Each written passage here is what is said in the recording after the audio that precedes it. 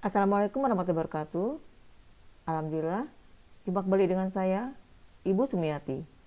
Kali ini saya akan menjelaskan tentang bagaimana cara penyusunan worksheet atau kertas kerja atau neraca lajur untuk soal UKK tahun pelajaran 2021-2022, yaitu soal paket 3 PT Jaya Tama. Sebelum saya mulai pembahasannya, marilah sama-sama kita melafazkan basmalah. Bismillahirrahmanirrahim. Ini adalah lembar kerja worksheet ya atau neraca lajur untuk PT Jaya Tama untuk soal paket 3 ya. Nah, di sini untuk worksheetnya atau kertas kerjanya, ini kolomnya terdiri dari kolom account number, kemudian account name, ada kolom trial balance, adjustment entries, trial balance after adjustment, income summary, dan balance sheet. Untuk menyusun worksheet, di sini ada dua data yang kamu butuhkan. Yang pertama, kamu membutuhkan data trial balance atau neraca saldo per 31 Desember. Kemudian yang kedua, kamu membutuhkan data adjustment entries ya atau jurnal penyesuaian per 31 Desember 2021. Nah, sekarang cara penyusunan worksheetnya.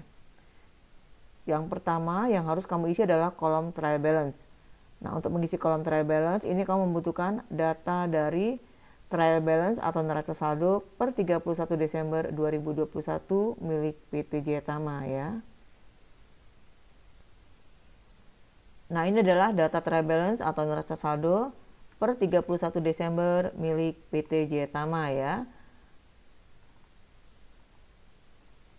Bisa kamu lihat di sini, akun-akunnya ada cash in bank, petty cash sampai dengan yang ada nilainya adalah interest expense ya. Nah, data yang ada di dalam trial balance ini semua dipindahkan ke dalam kolom trial balance yang di worksheet ya. Caranya,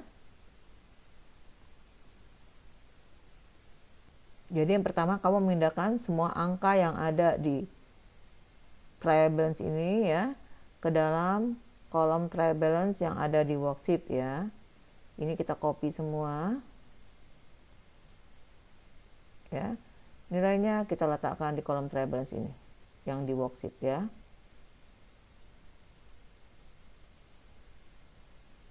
Jadi kita pindahkan semua ya. Kita cek di sini ada cash in bank 892.435.975 ya. Kemudian ada petty cash 10 juta. Account receivable 522 juta. Sampai dengan ya, kita lihat di sini yang ada nilainya adalah interest expense.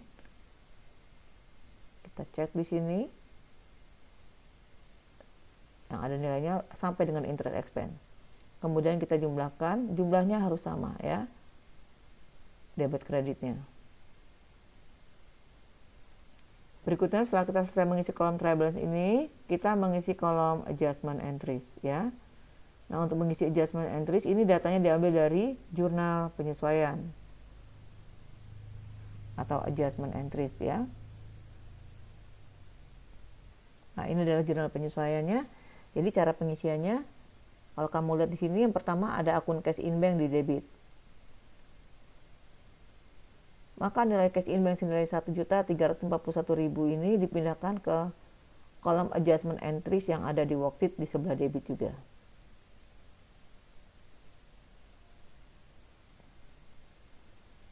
Dengan nilai yang sama, 1.341.000.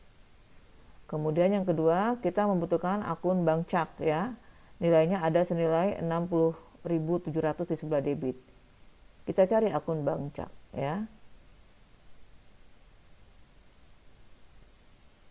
Letakkan nilainya di debit senilai 60.700. Kemudian ada akun interest revenue. 1.401.700. Kita cari akun interest revenue. Ini kita letakkan nilainya di kredit juga, 1.401.700. Kalau sudah, kita memindahkan akun supply expense 2.443.750. Kita cari akun supply expense di worksheet ya, ini letakkan nilainya 2.443.750. Kemudian berikutnya ada office supply. Kita cari akun office supply. Letakkan nilainya di kredit. 2.443.750. Berikutnya uncollectible account, ya. Ada di sebelah debit nilainya. Kita cari akun uncollectible account. Letakkan nilainya di sebelah debit. 11.174.625. Kemudian akun allowance, ya, dengan nilai yang sama di sebelah kredit. 11.174.625. Ya. Berikutnya depreciation expense building 2 juta. Ya. Kita cari akun depreciation expense building. Letakkan nilainya di sebelah debit 2 juta. Berikutnya ada akumulasi depreciation building, ya. Kita cari akun akumulasi depreciation building. Letakkan nilainya di kredit 2 juta. Berikutnya ada depreciation equipment, ya, depreciation expense equipment senilai 350.000 di debit. Kita cari depreciation equipment, letakkan nilainya di debit 350.000. Kemudian accumulate depreciation office equipment, kita cari akunnya, letakkan nilainya di kredit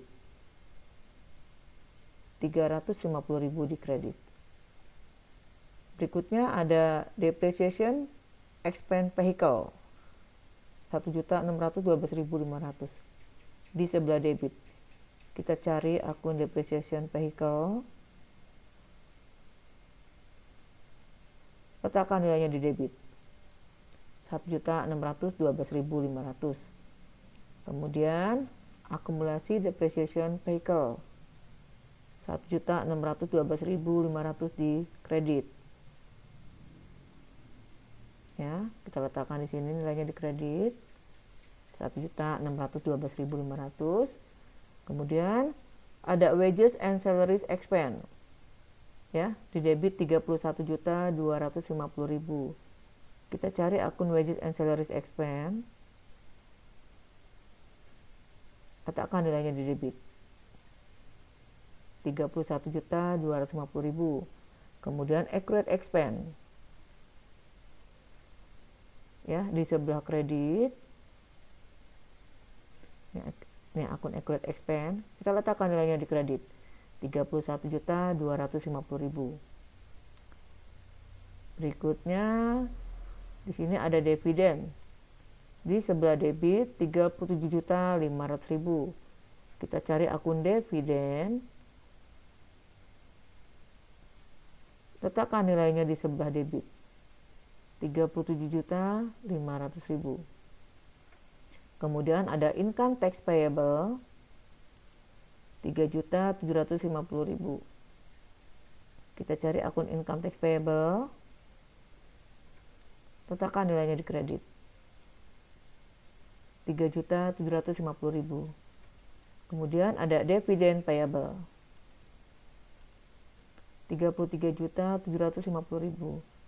Kita cari akun dividen payable, ya, letakkan nilainya di kredit 33.750.000. Kemudian ada akun paid out. Paid out ada di sebelah debit senilai 71.706.250. Kita letakkan nilainya di debit 71.706.250. Berikutnya ada paid in di kredit, ya, senilai 54.774.850. Kita cari akun paid in, letakkan nilainya di kredit 54.774.850. Nah, terakhir di sini ada prepaid paid. Nilainya ada di kredit 16.931.400. Letakkan nilainya di kredit 16.931.400. Kalau sudah, kolom adjustment entries ini kita jumlahkan, ya. Debit kreditnya ini harus balance, ya. Ini kita jumlahkan debitnya. Begitu juga dengan kreditnya, ini kita jumlahkan juga. Nilainya harus sama, harus balance. 159.438.825. Kalau sudah, tugas berikutnya kita akan mengisi kolom trial balance after adjustment, ya.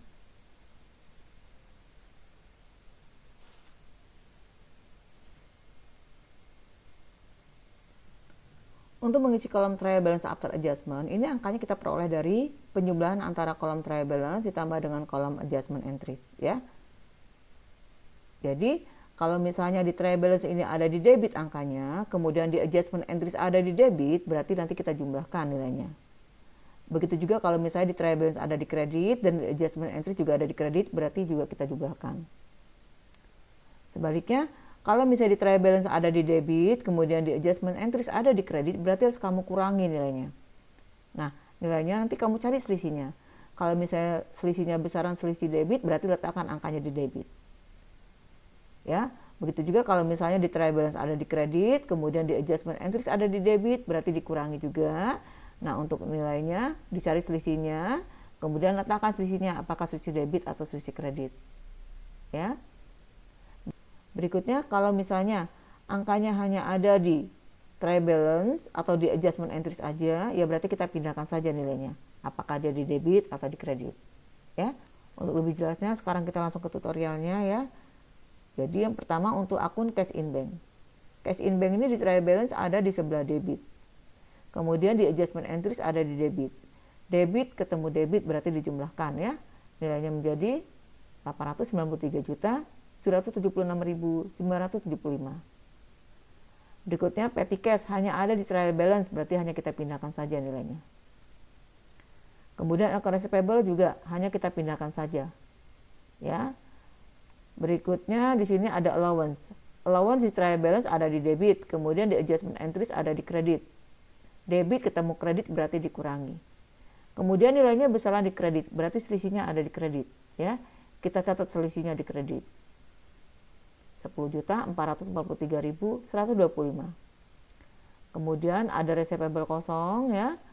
Berikutnya merchandise inventory hanya ada di trial balance, pindahkan saja. Kemudian office supplies, ya, di trial balance ada di debit, kemudian di adjustment entries ada di kredit, ya. Selisihnya ini ada di sebelah debit. 1.300.000. Kemudian paid in, ya. Awalnya ada di debit trial balance, kemudian adjustment entries ada di kredit, berarti dikurangi. 0 dia, ya. Kemudian prepaid paid, ya. Debit dengan kredit berarti dikurangi, selisih debit nilainya. Kemudian land hanya ada di trial balance, pindahkan saja angkanya. Building at cost juga. Nah, kemudian untuk accumulate depreciation building, ya, di trial balance ada di kredit, adjustment entries ada di kredit, berarti sama-sama di kredit, berarti kita tambahkan, ya. Nilainya di kredit senilai 168 juta. Kemudian ada office equipment hanya ada di trial balance aja, kita pindahkan saja nilainya di debit. Kemudian akumulasi equipmentnya kredit dengan kredit, ya, berarti kita jumlahkan 29.400.000. Vehicle at cost hanya ada di trial balance aja, pindahkan saja. Berikutnya accumulate vehicle, ya, kredit dengan kredit berarti dijumlahkan. Kemudian account payable hanya ada di trial balance, pindahkan saja angkanya. Kemudian accrued expense, dividend payable ini hanya ada di adjustment entries, berarti kita pindahkan saja. Kemudian paid out, trial balance ada di kredit, kemudian adjustment entries ada di debit, berarti dikurangi, ya, nilainya jadi 0. Kemudian income tax payable hanya ada di adjustment entries, pindahkan saja angkanya. Bank loan, common stock, dan retained earning hanya ada di trial balance sebelah kredit, nilainya kita pindahkan saja. Kemudian dividen ini hanya ada di adjustment entries di sebelah debit, kita pindahkan saja angkanya. Berikutnya ada sales of merchandise, ya, hanya ada di trial balance, kita pindahkan saja angkanya di kredit. Berikutnya sales of merchandise hanya ada di trial balance, angkanya di sebelah kredit, kita pindahkan saja di sebelah kredit. Ya, 8.140.125.000. Kemudian sales discount dan sales return ini hanya ada di trial balance, pindahkan saja angkanya di debit. Berikutnya service income ya, hanya ada di kredit, angkanya kita pindahkan saja. Kemudian cost of goods sold ya, ada di debit trial balance, kita pindahkan saja angkanya. Berikutnya purchase discount di kredit trial balance, kita pindahkan saja angkanya. Nah, untuk wages and salaries ini trial balance ada di debit, adjustment ada di debit, berarti dijumlahkan ya. Kemudian uncollectible di trial balance ada di debit, adjustment interest ada di debit, berarti dijumlahkan. Advertising expense hanya ada di trial balance, kita pindahkan saja. Depreciation vehicle debit dengan debit berarti dijumlahkan. Maintain dan newspaper hanya ada di trial balance, kita pindahkan saja. Kemudian supply expense debit dengan debit berarti ditambahkan. Berikutnya di sini ada depreciation building ya. Depreciation equipment ini sama-sama di debit berarti dijumlahkan juga. Berikutnya electricity hanya ada di trial balance, pindahkan saja. Interest revenue ada di kredit trial balance dan kredit adjustment entries berarti dijumlahkan, letakkan nilainya di kredit. Kemudian ada revenue hanya ada di sebelah kredit trial balance, berarti kita pindahkan di kolom trial balance after adjustment di sebelah kredit juga. Ya. Berikutnya di sini bank cak. Bank cak itu trial balance-nya ada di debit, adjustment entries ada di debit, berarti dijumlahkan. Letakkan nilainya di debit. Dan terakhir interest expense hanya ada di trial balance di sebelah debit, kita pindahkan angkanya di debit. Ya. Kalau sudah kolom trial balance after adjustment ini kita jumlahkan ya. Debit kreditnya ini harus kita jumlahkan. Jumlahnya harus sama, harus balance ya. 11.501.785.095 rupiah. Berikutnya kalau sudah, kita mengisi kolom income summary dan kolom balance sheet ya. Dan yang harus kamu ingat, yang masuk ke dalam kolom balance sheet ini adalah untuk akun aktiva utang dan modal. Berarti untuk akun-akun yang punya kode akun 1, 2, dan 3 ya. Kalau kamu lihat di sini yang punya kode akun 1, 2, dan 3 ini adalah cash in bank, petty cash sampai dengan kita lihat di sini yang ada nilainya adalah dividen. Ya. Ini semua kita letakkan nilainya yang kamu ambil dari trial balance after adjustment ke dalam kolom balance sheet. Berarti nilainya yang ini. Ya. Ini semua dipindahkan. Ya, kita pindahkan ke dalam kolom balance sheet ya, semua nilainya ya. Jadi kita pindahkan semua. Kita lihat di sini ada cash in bank 893.776.975, P3 10 juta, account receivable 522.156.250 sampai dengan di sini ada dividen 37.500.000. Jadi di sini kita pindahkan semua. Ya, ingat angkanya diambil dari trial balance after adjustment. Ya. Berikutnya untuk income summary, ini datanya diambil dari akun-akun pendapatan dan beban ya. Berarti untuk akun-akun yang punya kode 4, 5 dan seterusnya ya. Jadi kalau kamu lihat di sini ya, ada sales of merchandise, sales discount sampai dengan yang ada nilainya di sini interest expense ya. Kita pindahkan angkanya semua ke dalam kolom income summary. Angkanya diambil dari trial balance after adjustment. Ya, kita hanya memindahkan angka-angka yang ada di sini saja. Ya, pindahkan angkanya ke dalam kolom income summary.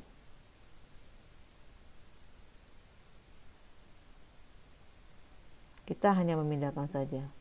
Kita lihat di sini ya, sales of merchandise ada di kredit 8.140.125.000. Kemudian ada sales diskon ya, ada sales return, ada service income, ya bisa kamu lihat di sini. Kita hanya memindahkan dari kolom trial balance after adjustment, yang debit letakkan di debit, yang kredit letakkan kredit. Berikutnya, kalau sudah kolom income summary maupun balance sheet ini kita jumlahkan ya, baik sisi debit maupun sisi kreditnya. Ya, untuk income summary ini kalau dijumlahkan sisi debitnya 6.674.423.541, sedangkan sisi kreditnya ada 8.203.563.250. Balance sheet juga begitu, ini kita jumlahkan sisi debit maupun sisi kreditnya ya. Kita jumlahkan. Untuk sisi debit balance sheet ada 4.827.361.554, sedangkan sisi kreditnya ada 3.298.221.845 ya. Nah, kalau kita lihat di sini debit kreditnya tidak imbang. Di income summary ini besaran sisi kredit daripada debit. Ya, berarti di sini akan ada laba ya. Kita cari selisihnya ya. Kredit dikurangi dengan debit. Selisihnya 1.529.139.709. Ini yang namanya laba bersih sebelum pajak. Dan di balance sheet ini selisihnya harus sama ya. Kalau misalnya di income summary selisihnya ada di sebelah debit, berarti di balance sheet ini selisihnya harus ada di kredit ya. Kita cari di sini selisihnya ya, debit dikurangi dengan kredit ya. Selisihnya sama, 1.529.139.709 ya. Untuk yang di bawahnya ini merupakan penjumlahan debit dan kreditnya.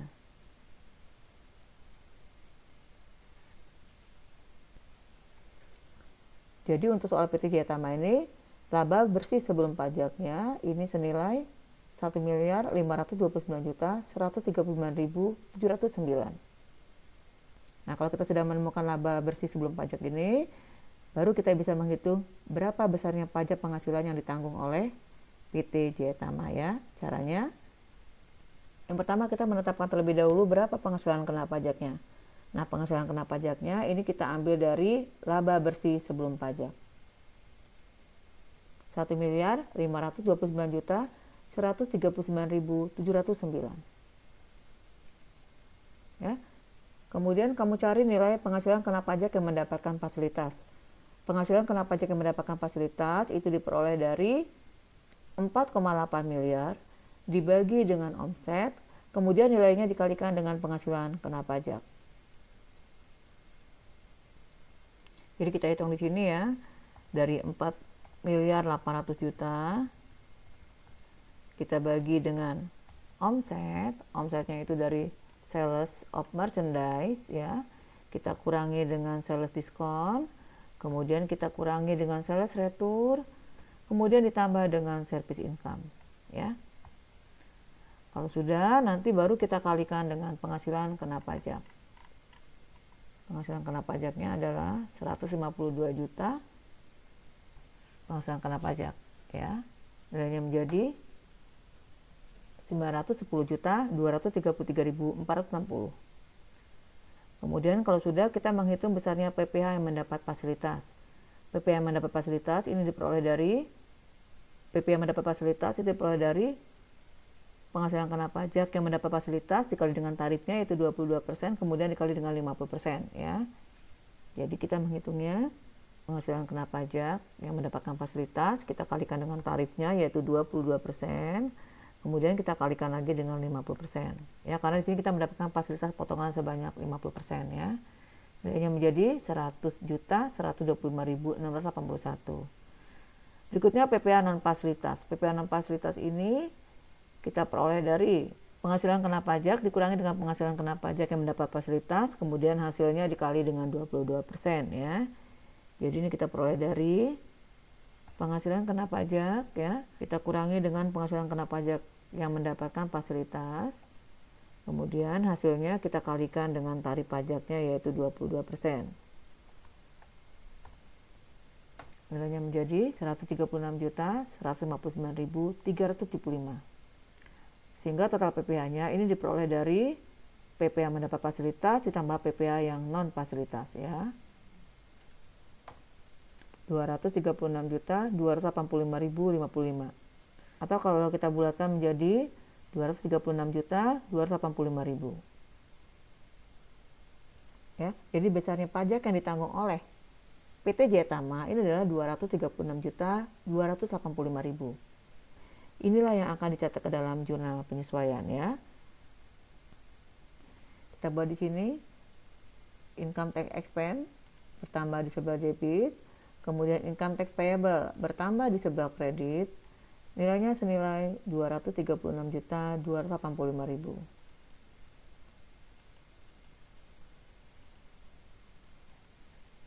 Ya.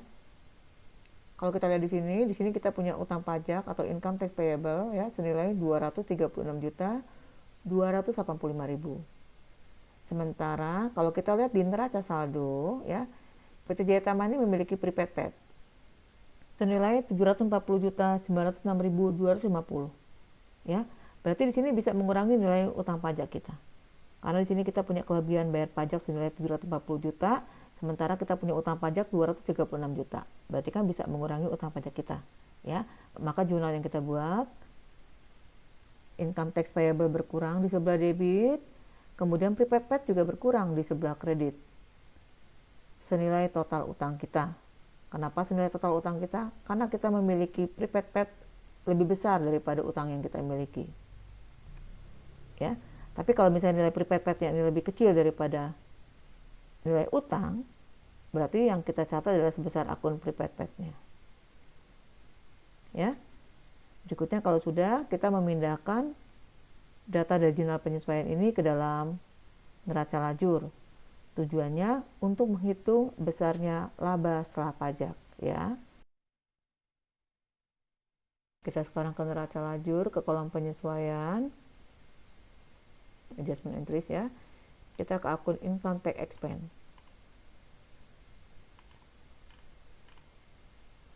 Ya. Di sini ada nilainya di sebelah debit senilai 236.285.000. Kita pindahkan.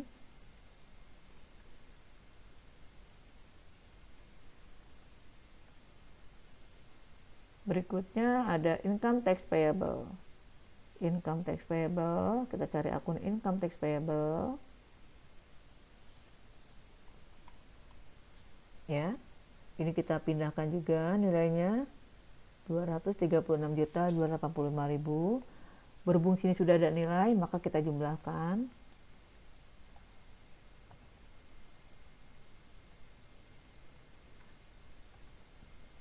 Berikutnya ada akun income tax payable lagi di sebelah debit ya. Ini kita pindahkan saja. Kemudian terakhir ada akun prepaid pet. Di sebelah kredit kita cari akun prepaid pet. Di sebelah kredit karena awalnya sudah punya saldo berarti kita jumlahkan. Ya. Sudah kita pindahkan semua. Nah, karena di sini saya menggunakan rumus Excel, jadi otomatis sudah langsung menjumlahkan ya. Kita lihat di sini. Yang pertama untuk akun prepaid pet, ya. Kita lihat di sini nilai prepaid petnya sudah berkurang, Kemudian kita lihat lagi akun income tax payable, ya. Nilainya benar ada di kredit 3.750.000. Kemudian satu lagi ada income tax expense, ya, ada di sebelah debit. Ya, sudah benar ini. Dan sudah ada di income summary betul ya untuk income tax expense. Kemudian untuk income tax payable-nya dia harus ke, karena kodenya 2, dia harus ke balance sheet, sudah betul. Kemudian prepaid pet-nya juga di balance sheet sebelah debit. Sudah betul, ya.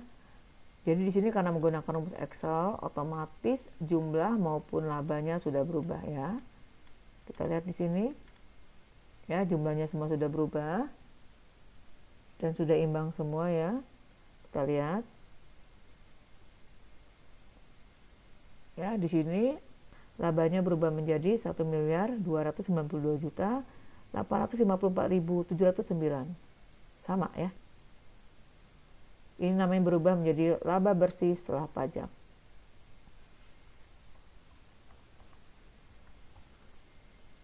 Bisa dipahami ya? Demikianlah video pembelajaran dari saya. Semoga video pembelajaran kali ini bermanfaat. Sampai bertemu di video pembelajaran berikutnya. Jangan lupa subscribe, like, comment, and share. Saya akhiri. Wassalamualaikum warahmatullahi wabarakatuh.